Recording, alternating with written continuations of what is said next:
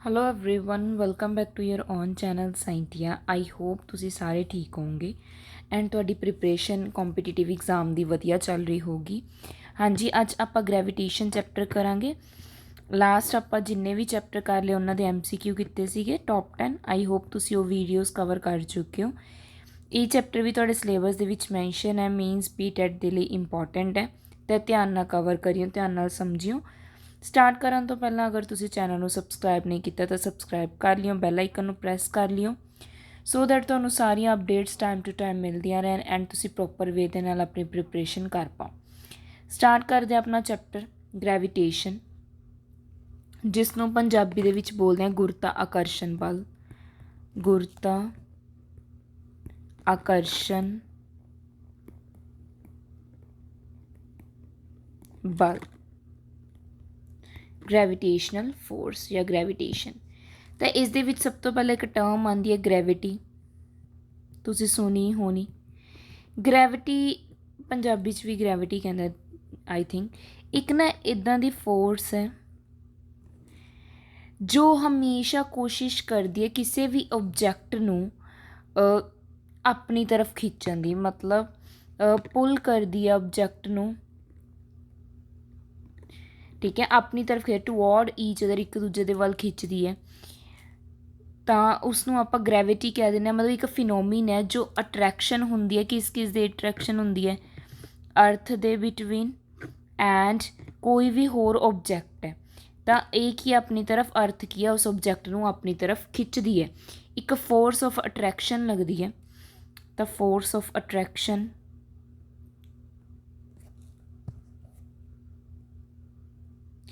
ਜਿਸ ਦੇ ਵਿੱਚ ਕੀ ਹੈ, ਓਬਜੈਕਟ ਨੂੰ ਕੌਣ ਖਿੱਚਦਾ? ਅਰਥ ਆਪਣੇ ਵੱਲ ਖਿੱਚਦੀ ਹੈ। ਉਸ ਨੂੰ ਆਪਾਂ ਕੀ ਬੋਲ ਦਿੰਦੇ ਹਾਂ? ਗ੍ਰੈਵਿਟੀ ਬੋਲ ਦਿੰਦੇ ਹਾਂ। ਕੀ ਬੋਲਦੇ ਹਾਂ? ਗ੍ਰੈਵਿਟੀ। ਤਾਂ ਗ੍ਰੈਵਿਟੇਸ਼ਨ ਜੋ ਇੱਕ ਆਪਾਂ ਨੇ ਵਰਡ ਲਿਆ, ਜੋ ਚੈਪਟਰ ਹੈ ਗ੍ਰੈਵਿਟੇਸ਼ਨ, ਨੈਕਸਟ ਪੇਜ ਦੀ ਕਰਦੇ ਹਾਂ। ਜੋ ਆਪਾਂ ਨੇ ਚੈਪਟਰ ਹੈ ਗ੍ਰੈਵਿਟੇਸ਼ਨ, ਇਹ ਵੀ ਇੱਕ ਫਿਨੋਮੀਨ ਹੈ ਕਿ ਇਸ ਦਾ ਅਟਰੈਕਸ਼ਨ ਦਾ ਇੱਕ ਪ੍ਰੋਸੈਸ ਹੈ। ਬਸ ਇਸ ਦੇ ਵਿੱਚ ਕੀ ਹੈ, ਜਿਹੜੀਆਂ ਟੂ ਬੋਡੀਜ਼ ਨੇ ਜਾਂ ਟੂ ਓਬਜੈਕਟ ਨੇ, ਜਿਵੇਂ ਆਪਾਂ ਪਹਿਲਾਂ ਅਰਥ ਦੀ, ਗ੍ਰੈਵਿਟੀ ਦੇ ਵਿੱਚ ਕਿਹਦੀ ਗੱਲ ਕੀਤੀ? ਇੱਕ ਅਰਥ ਦੀ, ਇੱਕ ਕੋਈ ਵੀ ਓਬਜੈਕਟ ਦੀ। ਬਟ ਗ੍ਰੈਵਿਟੇਸ਼ਨ ਦੇ ਵਿੱਚ ਜਿਹੜੀਆਂ ਦੋ ਬੋਡੀਜ਼ ਨੇ ਉਹ ਕਿੱਥੇ ਪ੍ਰੈਜ਼ੈਂਟ ਨੇ? ਯੂਨੀਵਰਸ ਦੇ ਵਿੱਚ, ਆਫ ਦੀ ਯੂਨੀਵਰਸ। ਕਲੀਅਰ? ਕਿੱਥੇ ਪ੍ਰੈਜ਼ੈਂਟ ਨੇ? ਯੂਨੀਵਰਸ ਦੇ ਵਿੱਚ ਪ੍ਰੈਜ਼ੈਂਟ ਨੇ। ਉਸ ਨੂੰ ਆਪਾਂ ਕੀ ਕਹਿ ਦਿੰਦੇ ਹਾਂ? ਗ੍ਰੈਵਿਟੇਸ਼ਨ ਕਹਿ ਦਿੰਦੇ ਹਾਂ। ਕਲੀਅਰ ਹੋਇਆ? ਗ੍ਰੈਵਿਟੀ ਤੇ ਗ੍ਰੈਵਿਟੇਸ਼ਨ। ਕਲੀਅਰ? ਕੋਈ ਵੀ ਮਤਲਬ ਚੀਜ਼ ਹੈ ਜੋ ਨੀਚੇ ਵੱਲ ਨੂੰ, ਹੁਣ ਮੈਂ ਕੋਈ ਬੋਲ ਸੁੱਟ ਦਿੰਦੇ ਹਾਂ, ਹੈ ਨਾ, ਆਪਾਂ ਅਗਰ ਗ੍ਰੈਵਿਟੀ ਦੀ ਗੱਲ ਕੀਤੀ ਜਾਵੇ, ਕੋਈ ਬੋਲ ਨੂੰ ਮੈਂ ਉੱਪਰ ਵੱਲ ਨੂੰ ਸੁੱਟਦੀ ਹਾਂ ਤਾਂ ਆਟੋਮੈਟਿਕ ਉਹ ਨੀਚੇ ਹੀ ਆਊਗੀ। ਨਿਊਟਨ ਨੇ ਕਿਵੇਂ ਕੀਤਾ ਸੀ? ਐਪਲ ਟਰੀ ਤੋਂ ਨੀਚੇ ਗਿਰਿਆ ਸੀਗਾ, ਤਾਂ ਇਹਦਾ ਮਤਲਬ ਉਹ ਵੀ ਕੀ ਆਇਆ ਸੀ? ਡਾਊਨਵਰਡ। ਤਾਂ ਇਸ ਦਾ ਮਤਲਬ ਜਿਹੜੀ ਵੀ ਚੀਜ਼ ਹੈ ਉਹ ਨੀਚੇ ਨੂੰ ਆਉਂਦੀ ਹੈ, ਉਸ ਨੂੰ ਆਪਾਂ ਕੀ ਬੋਲ ਦਿੰਦੇ ਹਾਂ? ਗ੍ਰੈਵਿਟੀ ਬੋਲ ਦਿੰਦੇ ਹਾਂ। ਠੀਕ ਹੈ, ਕਲੀਅਰ ਹੋਇਆ? ਤਾਂ ਗ੍ਰੈਵਿਟੇਸ਼ਨ ਅਤੇ ਗ੍ਰੈਵਿਟੀ ਆਈ ਹੋਪ ਤੁਹਾਨੂੰ ਕਲੀਅਰ ਹੋ ਚੁੱਕਿਆ। ਅਤੇ ਇਹਨਾਂ ਦੇ ਵਿੱਚ ਥੋੜ੍ਹਾ ਡਿਫਰੈਂਸ ਵੀ ਕਰ ਲੈਂਦੇ ਹਾਂ। ਡਿਫਰੈਂਸ ਕਰਨ ਤੋਂ ਪਹਿਲਾਂ ਇਸ ਦਾ ਇੱਕ ਨਾ ਫੋਰਮੂਲਾ ਹੁੰਦਾ, ਤੁਹਾਨੂੰ ਉਹ ਵੀ ਪਤਾ ਹੋਣਾ ਚਾਹੀਦਾ। ਮੈਂ ਉਹ ਵੀ ਦੱਸਦੀ ਹਾਂ ਤੁਹਾਨੂੰ, ਠੀਕ ਹੈ, ਤਾਂ ਕਿ ਤੁਹਾਨੂੰ ਪ੍ਰੋਪਰ ਵੇ ਦੇ ਵਿੱਚ ਕਲੀਅਰ ਹੋ ਜਾਣ ਚੀਜ਼ਾਂ, ਕਿਉਂਕਿ ਆਪਾਂ ਸ਼ੁਰੂ ਹੀ ਟਰਮ ਇੱਦਾਂ ਕੀਤੀ ਹੈ। ਤਾਂ ਫੋਰਸ ਆਫ ਗ੍ਰੈਵਿਟੀ ਨੂੰ ਆਪਾਂ ਵੈਸੇ ਯੂਨੀਵਰਸਲ ਲਾ ਆਫ ਗ੍ਰੈਵਿਟੇਸ਼ਨ ਨਾਲ ਕਰਦੇ ਹਾਂ, ਉਹ ਵੀ ਆਪਾਂ ਦੇਖਦੇ ਹਾਂ। ਪਹਿਲਾਂ ਯੂਨੀਵਰਸਲ ਲਾ ਦੇਖਦੇ ਹਾਂ, ਫਿਰ ਆਪਾਂ ਫੋਰਮੂਲਾ ਵੀ ਦੇਖਦੇ ਹਾਂ। ਯੂਨੀਵਰਸਲ ਵੇਟ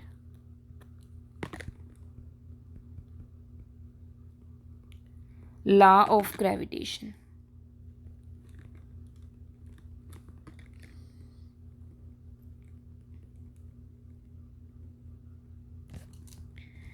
ਦੇਖੋ, ਮੈਂ ਤੁਹਾਨੂੰ ਹੁਣੇ ਦੱਸਿਆ ਕਿ ਯੂਨੀਵਰਸ ਦੇ ਵਿੱਚ ਹਰ ਬੋਡੀ, ਮਤਲਬ ਅਗਰ ਟੂ ਬੋਡੀਜ਼ ਪ੍ਰੈਜ਼ੈਂਟ ਹੈ, ਉਹ ਇੱਕ ਦੂਜੇ ਨੂੰ ਆਪਣੇ ਵੱਲ ਕੀ ਕਰਦੀਆਂ ਨੇ? ਅਟਰੈਕਟ ਕਰਦੀਆਂ ਨੇ। ਠੀਕ ਹੈ, ਤਾਂ ਉਹਨਾਂ ਦਾ ਜਿਹੜਾ ਮਾਸ ਹੁੰਦਾ, ਮਤਲਬ ਮਾਸ, ਮੰਨ ਲਓ ਕੋਈ ਓਬਜੈਕਟ ਹੈ, ਉਸ ਦਾ ਮਾਸ m1 ਹੈ, ਇੱਕ ਦੂਸਰਾ ਓਬਜੈਕਟ ਹੈ, ਉਸ ਦਾ ਮਾਸ ਕਿੰਨਾ ਹੈ? m2 ਹੈ। ਕਲੀਅਰ? ਤਾਂ ਇਹਨਾਂ ਦੀ ਮਲਟੀਪਲਾਈ ਦੇ ਜਿਹੜੀ ਹੁਣ ਆਪਣੇ ਕੋਲ ਫੋਰਸ ਹੈ ਉਹ ਡਾਇਰੈਕਟਲੀ ਪ੍ਰਪੋਰਸ਼ਨਲ ਹੁੰਦੀ ਆ ਓਬਜੈਕਟਸ ਦੇ ਮਾਸ 'ਤੇ, ਇਹਨਾਂ ਦੀ ਮਲਟੀਪਲਾਈ ਦੇ। ਠੀਕ ਹੈ, एंड अगर आप गल करिए इनवर्सली प्रपोर्शनल किस दे हुंदी है, जो इन्ना ऑब्जैक्ट्स के बिटवीन डिस्टेंस है। मान लो एक ऑब्जैक्ट आ है, एक ऑब्जैक्ट आ है, इसका मास m1 है, इसका मास कितना m2, इन्हों के बिटवीन कोई भी डिस्टेंस है, d भी लिख सकते हो, r भी लिख सकते हो। इनवर्सली प्रपोर्शनल किस दे हुंदी है, फोर्स इन्हों के डिस्टेंस के स्केयर दे।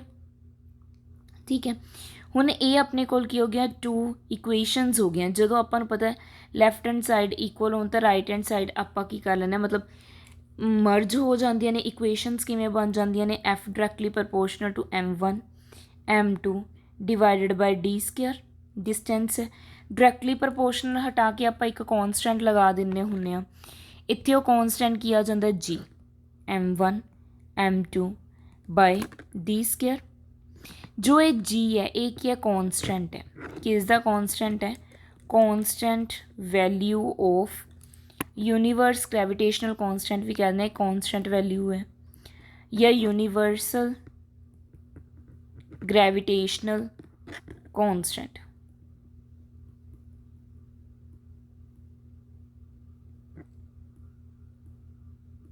क्लियर।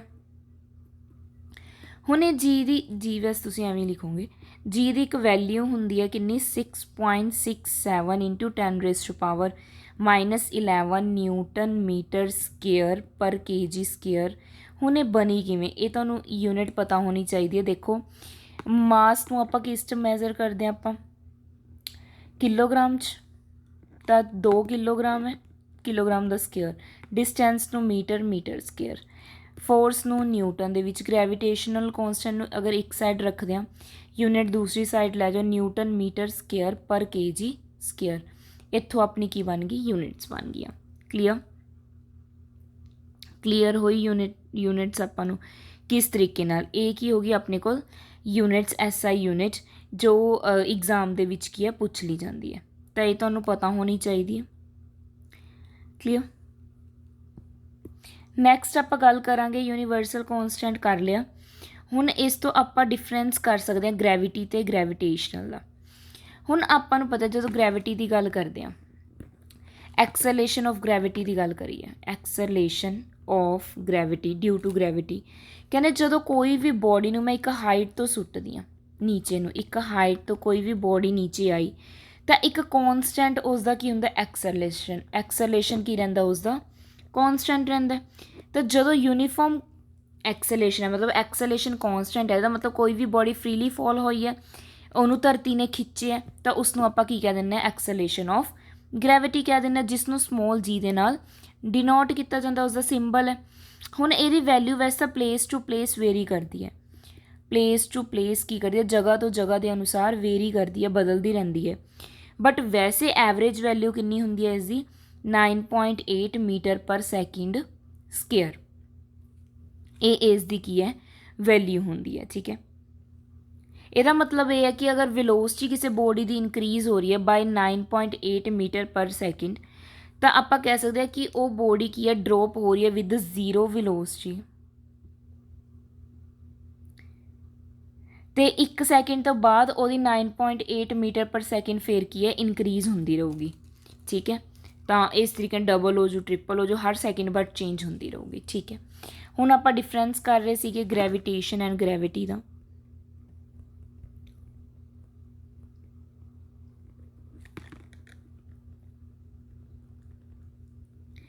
ग्रैविटेशन आप मैं तुहानूं दसता, दो बॉडीज़ जिन्हां दे विचकार फोर्स ऑफ अट्रैक्शन है, पर ये दोनों बॉडीज़ की गल की जाए कित्थे सी, यूनीवर्स दे विच।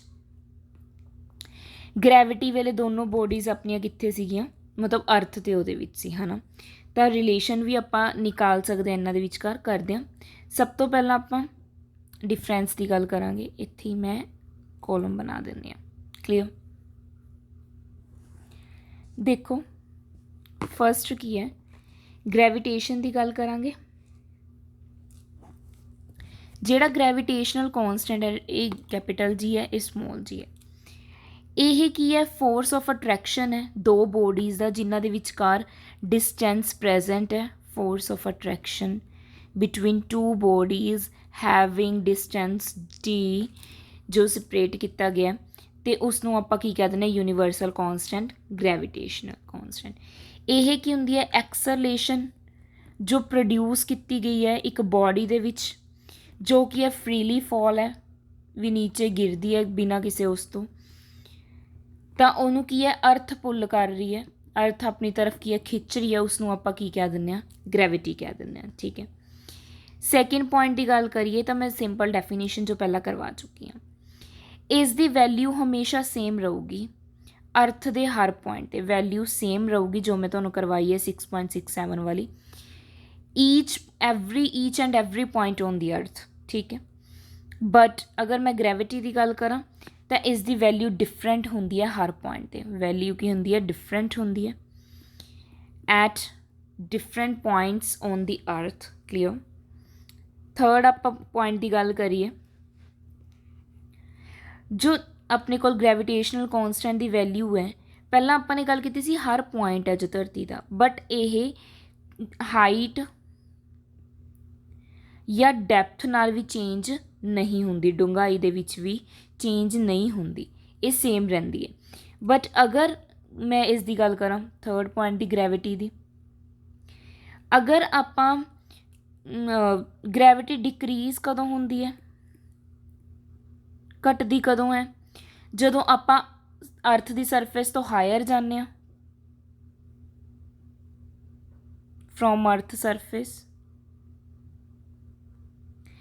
ਐਂਡ ਅਗਰ ਆਪਾਂ ਗੱਲ ਕਰੀਏ, ਅਗਰ ਆਪਾਂ ਡੀਪ ਜਾਵਾਂਗੇ ਤਾਂ ਵੀ ਇਹ ਕੀ ਹੋ ਜੂਗੀ? ਘਟ ਜੂਗੀ, ਮਤਲਬ ਡੈਪਥ 'ਚ ਜਾਵਾਂਗੇ ਤਾਂ ਵੀ ਘਟ ਜੂਗੀ। ਤਾਂ ਗ੍ਰੈਵਿਟੀ ਦੀ ਵੈਲਿਊ ਕੀ ਹੁੰਦੀ ਹੈ? ਡਿਕਰੀਜ਼ ਹੁੰਦੀ ਹੈ as we go higher from the surface of the earth ਔਰ as we go deep into the earth. 3 point clear ਹੋਏ। फोर्थ पॉइंट इधर कॉन्स्टेंट है अपना, सॉरी, और इस साइड अपनी ग्रेविटी। क्लियर। फोर्थ पॉइंट है अपना जो जी है ये जीरो नहीं रहता, जी इज़ कैपिटल जी मतलब gravitational constant is not zero eight the centre of the earth, धरती के सेंटर से या होर भी किते जीरो नहीं हुंदा। बट जो अपने कोल ग्रेविटी है यह की है सेंटर ते जीरो हुंदी है, G at the centre of earth is zero, किन्नी हो जाती है वो? जीरो। 4 पॉइंट क्लीयर होया। फिफ्थ देखो इसकी वैल्यू किन्नी सी अपने कोल जी दी थ्रू आउट द यूनीवर्स, इसकी वैल्यू किन्नी रहिंदी है 6.67 इंटू 10⁻⁻11 न्यूटन मीटर स्केयर पर kg स्केयर। क्लीयर। बट अगर मैं गल करा ग्रैविटी की, इसकी वैल्यू चेंज होंदी रहिंदी है, बट अर्थ उपर किन्नी रहिंदी है 9.8 मीटर पर सैकेंड स्केयर। क्लीयर। सिक्स्थ बस वही सेम रहिंदी है या डिफरेंट रहिंदी है। ये देखो throughout the universe same रहूगी, ये की है डिफरेंट होंदी है हैवनली बॉडीज़ ते लाइक सन, मून या चाहे कोई प्लैनेट्स ने, इसकी वैल्यू की होंदी है? डिफरेंट होंदी है, सेम है। क्लीयर। 6 पॉइंट क्लीयर है। हुण आपां रिलेशन देखते हैं इन्हां दोनों दे विच किवें किस तरीके नाल रिलेशन कर सकते हैं। देखो अगर मैं कोई भी स्टोन ड्रॉप किया जिसका मास एम है एंड एम है कैपिटल एम है, 2 बॉडीज़ है है ना, तो उन्होंने विचकार फोर्स होगी, डिस्टेंस इन्होंने विचकार डी है, तो देखो फोर्स किस दे इक्वल होंदी है? मैं हुणे करवाया सी G M by D square. ये फस्ट रिलेशन सीगा अपने को, मैं यूनीवर्सल ला करवाया तुहानूं। अगर सैकेंड ला ऑफ मोशन की गल करिए, देखो न्यूटन के सैकेंड ला भी करने पैन, न्यूटन के ला भी तुहानूं पता होने चाहिए। जिमें न्यूटन्स के ला जिस बच्चे ने किए हुए तो देखो वैल एंड गुड है, मतलब वो बच्चे नूं फिर कोई मतलब औखा नहीं होना। तो न्यूटन के ला देख लैंदे हुण पहला, अगर इन्हूं शुरू किया न्यूटन्स ला।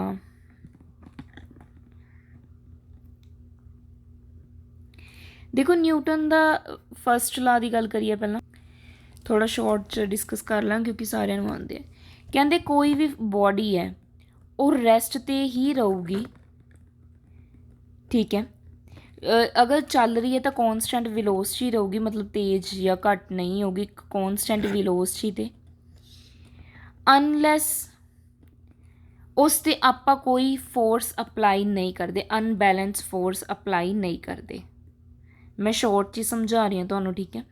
ਅਨਬੈਲੈਂਸ ਫੋਰਸ ਅਪਲਾਈ ਨਹੀਂ ਕਰਦੇ ਉਨੇ ਤੱਕ ਉਸਦੀ ਜਾਂ ਤਾਂ ਉਹ ਰੈਸਟ 'ਤੇ ਰਹੂਗੀ ਜਾਂ ਉਸਦੀ ਕੌਨਸਟੈਂਟ ਵਿਲੋਸਿਟੀ ਰਹੂਗੀ। ਇਹ ਆਪਣੇ ਕੋਲ ਨਿਊਟਨ ਦਾ ਫਸਟ ਲਾ ਸੀ। ਮੰਨ ਲਓ ਆ ਕੋਈ ਓਬਜੈਕਟ ਪਿਆ ਹੈ ਨਾ, ਅਗਰ ਇਹ ਮਤਲਬ ਕੌਨਸਟੈਂਟ ਪਿਆ, ਰੈਸਟ 'ਤੇ ਹੈ, ਕਦੋਂ ਤੱਕ ਪਿਆ? ਜਿੰਨੇ ਤੱਕ ਮੈਂ ਇਸ ਦੇ ਉੱਪਰ ਫੋਰਸ ਅਪਲਾਈ ਨਹੀਂ ਕਰੂੰਗੀ। ਜਦੋਂ ਫੋਰਸ ਅਪਲਾਈ ਕਰਤੀ, ਇਹ ਆਪਣੀ ਪੋਜੀਸ਼ਨ ਕੀ ਕਰ ਲੂਗਾ? ਚੇਂਜ ਕਰ ਲੂਗਾ। ਇਹ ਕੀ ਸੀ? ਨਿਊਟਨਸ ਫਸਟ ਲਾ। ਸੈਕਿੰਡ ਲਾ ਕੀ ਕਹਿੰਦੇ ਆਪਾਂ ਨੂੰ? ਫੋਰਸ ਕਹਿੰਦੇ ਜੋ ਐਕਸਪੀਰੀਅੰਸ ਕਰ ਰਿਹਾ ਕੋਈ ਵੀ ਓਬਜੈਕਟ, ਉਹ ਪ੍ਰਪੋਰਸ਼ਨਲ ਕਿਸ ਦੇ ਹੁੰਦਾ? ਮਾਸ ਇਨਟੂ ਐਕਸਲੇਸ਼ਨ ਦੇ।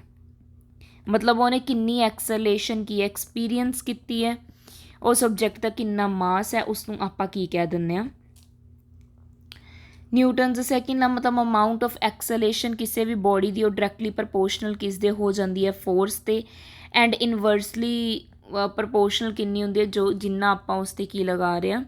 ਮਾਸ ਲਗਾ ਰਹੇ ਹਾਂ। ਮਤਲਬ ਮਾਸ 'ਤੇ ਵੀ ਡਿਪੈਂਡ ਕਰਦੀ ਹੈ। F is equal to force ਕਿਸ ਦੇ ਇਕੁਅਲ ਹੈ? ਮਾਸ ਟਾਈਮਸ ਐਕਸਲੇਸ਼ਨ। ਸਿੰਪਲ, ਠੀਕ ਹੈ। ਇਹ ਆਪਣੇ ਕੋਲ ਕੀ ਹੈ? ਸੈਕਿੰਡ ਲਾ ਹੈ ਕਿਸ ਦਾ? ਨਿਊਟਨ ਦਾ। ਕਲੀਅਰ?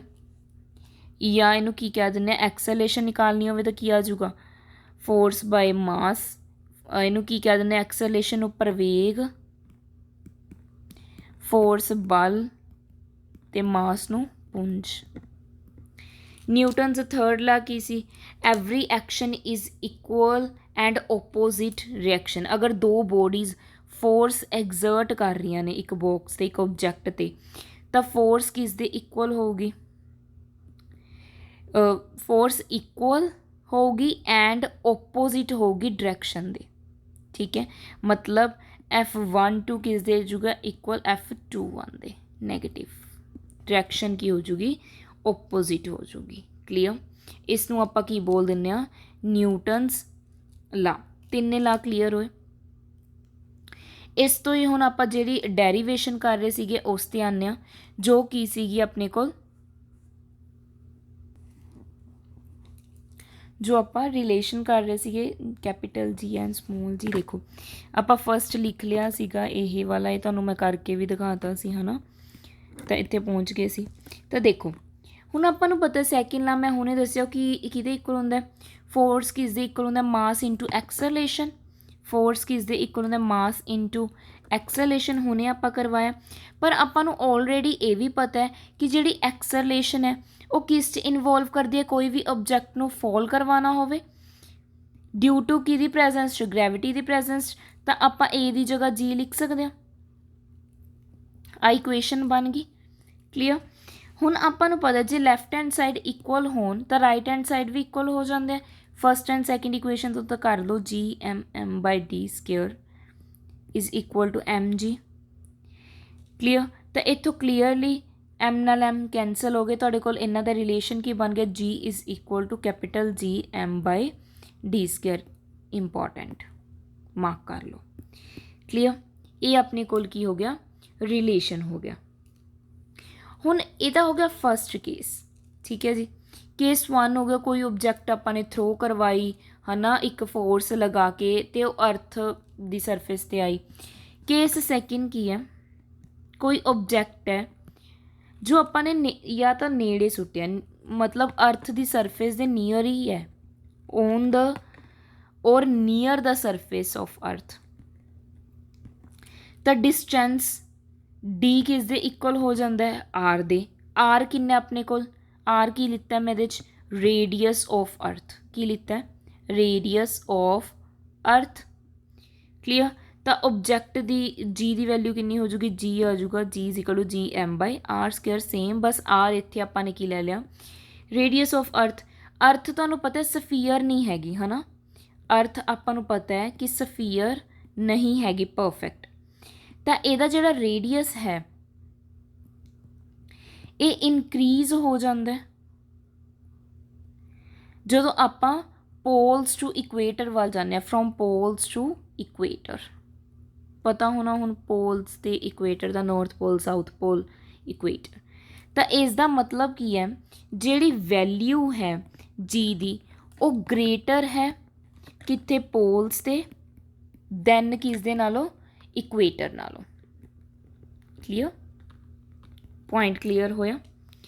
ਤਾਂ ਵੈਲਿਊ ਆਫ ਜੀ ਔਨ ਅਰਥ ਮਤਲਬ ਗ੍ਰੈਵਿਟੀ ਦੀ ਵੈਲਿਊ ਇਹ ਤੁਹਾਨੂੰ ਮੈਂ ਕਰਵਾਤੀ 9.8 ਮੀਟਰ ਪਰ ਸੈਕਿੰਡ ਸਕੇਅਰ ਦੱਸੀ ਸੀ ਨਾ। ਜੀ ਕਿੰਨਾ ਹੁੰਦਾ 9.8 ਮੀਟਰ ਪਰ ਸੈਕਿੰਡ ਸਕੇਅਰ। ਇਹ ਕਿਸ ਦੇ ਉੱਪਰ ਹੈ ਅਰਥ ਉੱਪਰ। ਬਟ ਅਗਰ ਤੁਹਾਨੂੰ ਮੂਨ ਦੀ ਆ ਜੇ ਤਾਂ ਮਾਸ ਆਫ ਮੂਨ ਅਤੇ ਰੇਡੀਅਸ ਆਫ ਮੂਨ ਤੁਹਾਨੂੰ ਇਹ ਇੰਨਾ ਕਰਨ ਦੀ ਜ਼ਰੂਰਤ ਨਹੀਂ, ਮੈਂ ਸਿੱਧਾ ਤੁਹਾਨੂੰ ਦੱਸਦੀ ਹਾਂ 1/6 ਹੁੰਦਾ। ਠੀਕ ਹੈ ਇੰਨਾ ਡਿਫਰੈਂਸ ਹੁੰਦਾ। ਐਮ ਮੂਨ ਹੈ, ਈ ਅਰਥ ਹੈ, ਇੰਨਾ ਗ੍ਰੈਵਿਟੀ ਦੇ ਵਿੱਚ ਕੀ ਹੈ ਫਰਕ ਹੁੰਦਾ 1/6। ਠੀਕ ਹੈ ਜੀ। Mainly acceleration due to gravity ਹੈ ਨਾ ਉਹ ਮਾਸ 'ਤੇ ਡਿਪੈਂਡ ਨਹੀਂ ਕਰਦੀ ਬੋਡੀ 'ਤੇ। ਠੀਕ ਹੈ ਜਿਹੜਾ ਆਪਾਂ ਐਮ ਲੈਂਦੇ ਹਾਂ ਨਾ ਜੀ ਇਜ਼ ਇਕੁਅਲ ਟੂ ਜੀ ਕੈਪੀਟਲ ਐਮ ਬਾਈ ਆਰ ਸਕੇਅਰ। ਇੱਥੇ ਐਮ ਮਾਸ ਆਫ ਅਰਥ ਹੈ, ਆਰ ਰੇਡੀਅਸ ਆਫ ਅਰਥ ਹੈ, ਜੀ ਗ੍ਰੈਵਿਟੇਸ਼ਨਲ ਕੌਨਸਟੈਂਟ ਹੈ ਐਂਡ ਸਮੋਲ ਜੀ ਆਪਾਂ ਨੂੰ ਪਤਾ ਹੈ ਗ੍ਰੈਵਿਟੀ ਹੈ। ਕਲੀਅਰ ਆਈ ਹੋਪ ਤੁਹਾਨੂੰ ਇਹ ਚੀਜ਼ ਕਲੀਅਰ ਹੋ ਗਈ ਹੈ ਨਾ।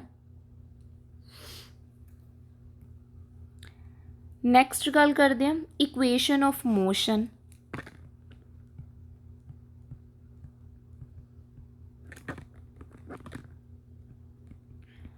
ਫॉर ਫ੍ਰੀਲੀ ਫੋਲਿੰਗ ਆਬਜੈਕਟ ਜਿਹੜੀਆਂ ਸਿੱਧੀਆਂ ਗਿਰਦੀਆਂ ਨੇ ਉਹਨਾਂ ਆਬਜੈਕਟਸ ਦੀਆਂ ਕੁਝ ਇਕੁਏਸ਼ਨ ਆਫ ਮੋਸ਼ਨਸ ਨੇ। ਪਹਿਲਾਂ ਉਹਨਾਂ ਦੀਆਂ ਗੱਲ ਕਰਦੇ ਹਾਂ। ਠੀਕ ਹੈ ਆਪਾਂ ਉਹਨਾਂ ਬਾਰੇ ਦੇਖਦੇ ਹਾਂ ਕਿਹੜੀਆਂ ਕਿਹੜੀਆਂ ਇਕੁਏਸ਼ਨਸ ਨੇ ਅਤੇ ਕਿਸ ਤਰੀਕੇ ਨਾਲ ਆਪਾਂ ਇਹਨੂੰ ਕਰਨਾ। ਇਕੁਏਸ਼ਨਸ ਆਫ ਮੋਸ਼ਨ ਜਦੋਂ ਕਹਿੰਦੇ ਕੋਈ ਵੀ ਬੋਡੀ ਫ੍ਰੀਲੀ ਫੋਲ ਕਰਦੀ ਹੈ ਆਪਾਂ ਨੂੰ ਪਤਾ ਉਹਦੀ ਗ੍ਰੈਵਿਟੀ ਕਿੰਨੀ ਹੁੰਦੀ ਹੈ 9.8 ਮੀਟਰ ਪਰ ਸੈਕਿੰਡ ਸਕੇਅਰ। ਠੀਕ ਹੈ ਬਟ ਇਸ ਦੀ ਵੈਲਿਊ ਆਪਾਂ ਕੀ ਹੈ ਆਪਾਂ ਨੂੰ ਪਤਾ ਚੇਂਜ ਹੁੰਦੀ ਰਹਿੰਦੀ ਹੈ। ਡਿਫਰੈਂਸ ਕਿਹਦਾ ਆਉਂਦਾ ਪਰ ਜਦੋਂ ਕਹਿੰਦੇ ਵਰਟੀਕਲ ਅਪਵਰਡ ਜਾਂਦੇ ਹਾਂ ਤਾਂ ਆਪਾਂ ਗ੍ਰੈਵਿਟੀ ਨੂੰ ਨਹੀਂ ਕੀ ਹੈ ਕੁਛ ਚੀਜ਼ਾਂ ਦੇ ਵਿੱਚ -g ਦੇ ਨਾਲ ਕਨਵਰਟ ਕਰ ਦਿੰਦੇ ਹਾਂ। ਉਹ ਤੁਹਾਨੂੰ ਪਤਾ ਹੋਣੀ ਚਾਹੀਦੀ ਹੈ। ਜਨਰਲ ਇਕੁਏਸ਼ਨਸ ਆਫ ਮੋਸ਼ਨ ਕੀ ਹੁੰਦੇ v is equal to u plus at। ਇੱਕ ਹੁੰਦੀ ਹੈ s is equal to ut plus half at square ਇਹ t ਹੈ। ਠੀਕ ਹੈ ਇੱਕ ਆਪਣੇ ਕੋਲ ਕੀ ਹੁੰਦੀ ਹੈ v square is equal to u square plus 2as। ਹੁਣ ਇਹ ਚੇਂਜ ਕਿਸ ਦੇ ਵਿੱਚ ਹੋ ਜਾਂਦੀ ਹੈ ਇਹ ਕੀ ਬਣ ਜੂਗੀ v is equal to u plus gt।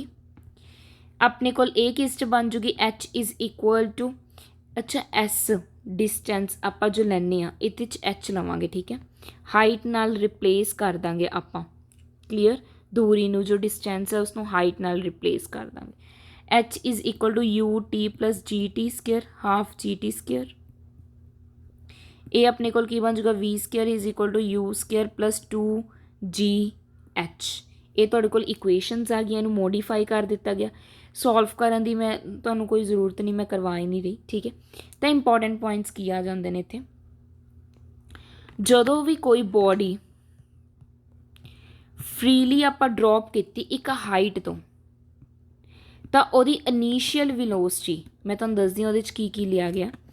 Initial velocity u ਕੀ ਹੋ ਜਾਂਦੀ ਹੈ 0। ਠੀਕ ਹੈ ਇਹਦਾ ਮਤਲਬ ਲਾਸਟ ਅਗਰ ਆਪਾਂ ਉਸ 'ਤੇ ਚੱਲੀਏ ਆਪਣੀ ਇਸ 'ਤੇ ਜੋ u ਹੈ ਇਨੀਸ਼ੀਅਲ ਵੈਲੋਸਿਟੀ ਹੈ। ਠੀਕ ਹੈ v ਆਪਣੇ ਕੋਲ ਫਾਈਨਲ ਹੈ, h ਆਪਣੇ ਕੋਲ ਕੀ ਹੁੰਦੀ ਹੈ height, g gravity, t time. Clear ਤਾਂ ਇਹ ਆਪਣੇ ਕੋਲ ਕੀ ਹੋ ਜੂ u 0 ਹੋ ਜੂ ਅਗਰ ਇੱਕ ਹਾਈਟ ਤੋਂ ਸੁੱਟੀ ਜਾਂਦੀ ਹੈ। ਅਗਰ ਬੋਡੀ ਵਰਟੀਕਲ ਅਪਵਰਡ ਸੁੱਟੀ ਜਾਂਦੀ ਹੈ ਇਹ ਪੁਆਇੰਟਸ ਬਹੁਤ ਇੰਪੋਰਟੈਂਟ ਹੈ ਮੋਸਟ ਇੰਪੋਰਟੈਂਟ। ਵਰਟੀਕਲ ਅਪਵਰਡ ਸੁੱਟੀ ਜਾਂਦੀ ਹੈ ਤਾਂ ਇਸ ਦੀ ਫਾਈਨਲ ਵੈਲੋਸਿਟੀ v ਕੀ ਹੋ ਜੂਗੀ 0। ਠੀਕ ਹੈ ਜਿਹੜਾ distance travel by freely body ਹੈ ਜੋ ਉਹ ਡਾਇਰੈਕਟਲੀ ਪ੍ਰਪੋਰਸ਼ਨਲ ਹੁੰਦਾ ਸਕੇਅਰ ਆਫ ਦਾ ਟਾਈਮ ਦੇ ਸਕੇਅਰ ਦੇ ਜਿੰਨਾ ਲਿੱਤਾ ਗਿਆ। ਠੀਕ ਹੈ ਟਾਈਮ ਕਹਿੰਦੇ ਇੱਕ ਬੋਡੀ ਦੁਆਰਾ ਮਤਲਬ ਜਿੰਨਾ ਲਿੱਤਾ ਗਿਆ ਇੱਕ ਹਾਈਐਸਟ ਪੁਆਇੰਟ 'ਤੇ ਹੈ ਜਦੋਂ। ਠੀਕ ਹੈ ਵੇਟ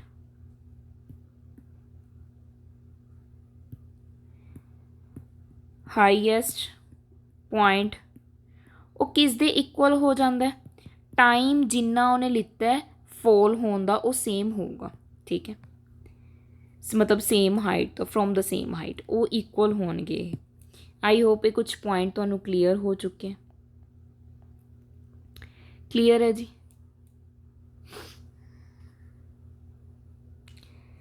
इस तो बाद आप गल करांगे कुछ होर चीज़ां दी, होर पॉइंट्स दी। पहले एक दो क्वेश्चंस कर लिए। जिवें फर्स्ट है तुहानू दिता होया कहने मास ऑफ द बॉडी कितना 1 kg। ठीक है। एंड मास ऑफ मून कई बार गिवन भी हो सकता है, कई बार तुहानू पता होना चाहिए तो कितना होंदा 7.4 × 10⁻22 kg। मैं डायरैक्ट कर रही हूँ, ठीक है जी। वैसे न्यूमैरिकल च किवें आ जाण, आपां नू कह देन कि फोर्स पता करनी है तो फोर्स का की फॉर्मूला होंदा अपने कोल, आपां नू पता Gm/r²। देखो जो मास ऑफ अर्थ दी है मतलब रेडियस लैके चलांगे कितना होंदा 6.67 × 10⁻11। मास m कैपिटल कितना 7.4 × 10⁻22 × 1 डिवाइडेड बाय रेडियस कितना होंदा 1.74 × 10⁻60²। इस तो हुण सोल्व करना है।